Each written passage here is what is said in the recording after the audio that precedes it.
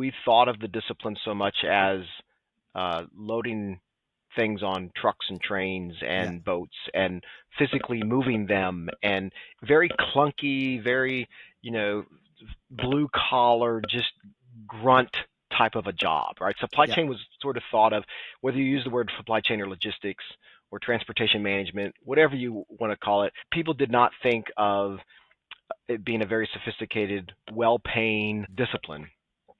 And so what ended up happening, and as we all know, because we all felt it, everybody felt it, is the evolution of the field because of the innovations that occurred and the speed by which things had to happen. And of course, COVID sped those things up even faster because we realized that shipping matters. So Hmm. moving product matters. And so I think for me, the one thing that I've seen the discipline really have to play catch up with is the evolution of the innovation within the discipline. They quickly had to say, "Oh gosh, we're not a grit discipline anymore. We're as much grit as we are innovation and cutting edge." Uh-huh. And I think that was there was some, I'll call, growing pains, right? It was almost like growing pains because some people were like, "Oh, that's people hold on to the old, right?" Yeah. And then there was those pushing forward, and so I think we're starting to see we're probably at the end of the curve on those growing pains, and we're now starting to see the discipline really just sort of take off, and from an innovation perspective, and everybody's embracing it now, and that's pretty exciting to me because it's happened, I think, relatively quickly because we Yeah. had to.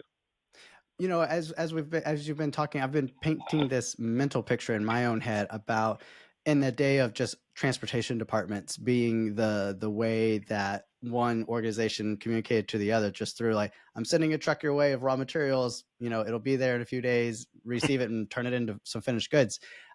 It feels like maybe the concept of supply chain management has allowed people within this one organization to think what goes on 2 and 3 steps before me and what's going on 2 or 3 steps after me, Yeah. and having a much wider purview and sort of scope of what's in our control, and how much control do we want to exert on second and third and fourth levels or suppliers, and the whole enchilada, versus just, I only care about the people feeding stuff into me, and I only care about the people I'm feeding stuff out to. Yeah, that's a great point. And so let's go back, right, to the you look at supply chain and what we were taught long time ago, right? It's basically Hmm. manufacturing, and then distribution and warehousing and the basic 4 or 5 blocks, right?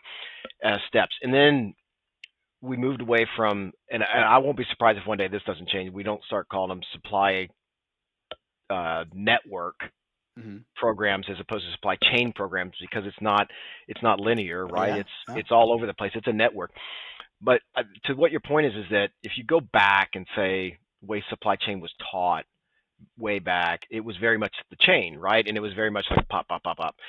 But even then, if you go back to the beer game, which a bunch of MIT undergrads developed a long Yep. time ago, you go back to that. One of the purposes of that game was to learn the bullwhip effect that, hey, what I do down here at this end of the supply chain actually has a ripple effect throughout the supply chain.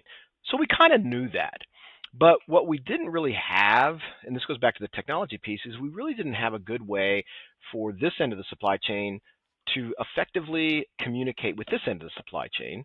And then Mm. likewise, we lived in a world where people built their walls. This is my domain, and I'm going to worry about my domain because that's Yeah. all I can worry about. I don't care if you influence me or not. I'm worrying about my domain. And I think a couple things have happened over time. One is technology has allowed us, the innovations have allowed us to communicate and pass information very fluidly and very effectively through that chain or the network. Hmm. And then Hmm. likewise, this is a totally off the sort of the business side, but part of it is, and this is more psychological, is part of it's trust. And culturally, our concept of trust has changed. Before, trust was something took you decades maybe to earn, Uh-huh. and now trust is something, it's a currency. Trust is a currency now. We barter trust. And so once we start bartering trust, then it becomes a currency, then trust actually becomes the currency by which the supply chain really operates on. And so we that's really been a big change. So there's a cultural understanding of trust has changed that, Mm-hmm. and then likewise, like I said, the information that technology has. And so yes, so supply chains are very different now. We teach them differently. We teach how information flows in them differently. We teach how they're effective differently. And you're right, the it used to be the front end never talked to the back end, and nor was there a way for them to do that. Now we teach if the front end's not talking to the back end, you're going to fail at your supply chain.